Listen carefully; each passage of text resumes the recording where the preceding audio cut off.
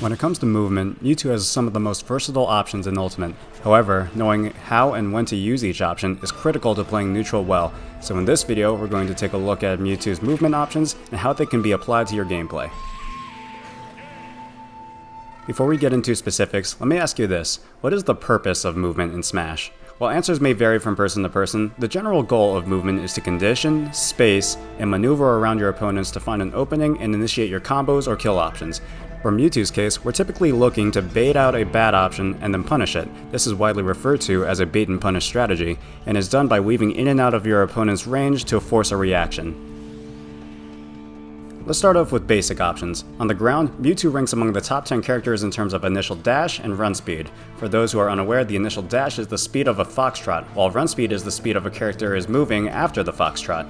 This combined with the third highest airspeed in Smash Ultimate makes Mewtwo extremely mobile both on the ground and in the air. This allows us to quickly move in and out of our opponent's range until we find a time to go in. This can be combined with empty hops and fast fall and aerials to put a significant amount of pressure on our opponents.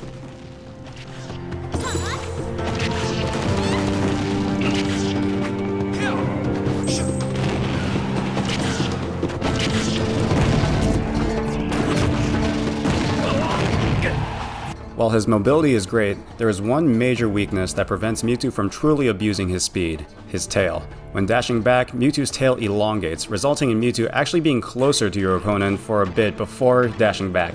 If not spaced properly, this can and will get Mewtwo punished since a lot of characters have options to catch his tail. To minimize the frequency of this, it is usually smart to space around your opponent, not committing too far into the area unless you intend to initiate a combo or take a stock. This is advice for proper movement and spacing in general, but is especially important for Mewtwo since he gets punished harder when spacing is off.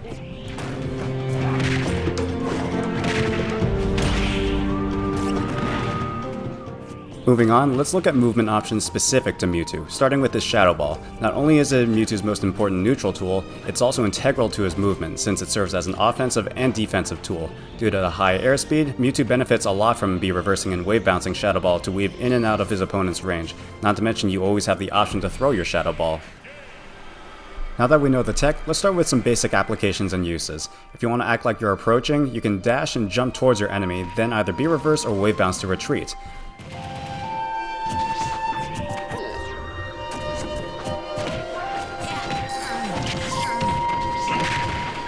For a defensive option, you can dash or jump back and B-reverse a Shadow Ball to bait out a bad approach option, which then you can punish with a Shadow Ball or an aerial.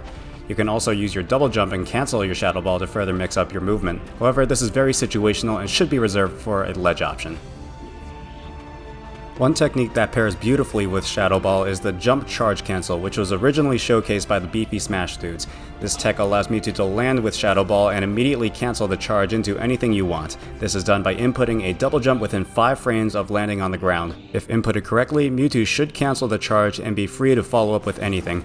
This is extremely useful in movement as it offers Mewtwo an offensive option when landing, and when used on platforms and B-reversing, you can do some pretty insane mix-ups.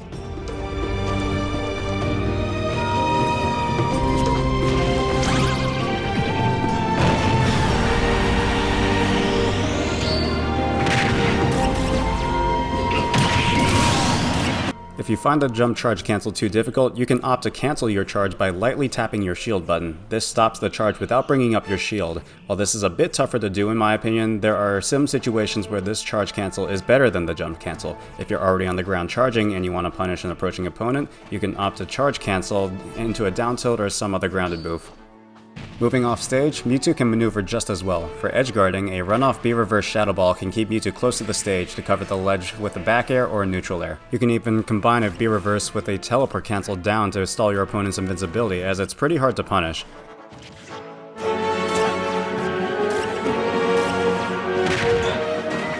B-reversing a Shadow Ball can also be used for recovering, as Mewtwo's high air mobility allows him to shift his momentum to mix up his movement. This is extremely important as Mewtwo's teleport leaves him very vulnerable to the 2-frame. B-reversing forces your opponents to predict where you will be and makes edgeguarding Mewtwo a much more arduous task. Confusion can also be used to stall Mewtwo in the air to mix up his recovery, all while having the ability to reflect carelessly thrown projectiles. Though use this carefully, since Confusion comes with a significant amount of end lag that can leave you defenseless for a moment.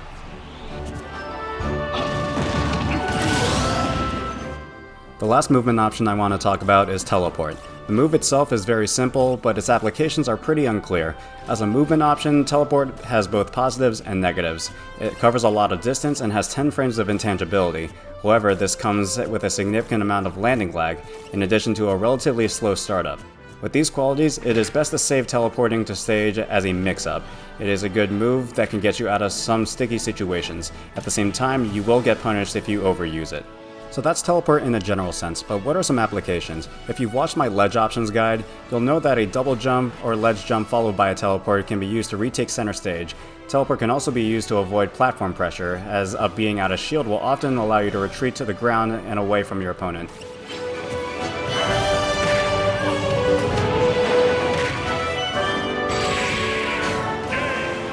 Another piece of tech for Teleport is to ledge cancel it. However, I'm not going to cover it in this video. Teleport cancels are extremely precise in terms of spacing and angling, so much so where I believe the topic warrants its own video. I don't believe they are integral to Mewtwo's movement, but in general, teleport ledge cancels don't differ from regular teleports in that you should save the options as mix-ups. Where they do differ is when you should use it. While teleporting on stage is typically used as a defensive or retreating tool, ledge canceling has offensive capabilities, serving as an edge guarding tool and combo extender. Like I said, I will cover ledge cancels in a different video, but I want to introduce the topic to you since the tech exists and has a lot of potential if optimized.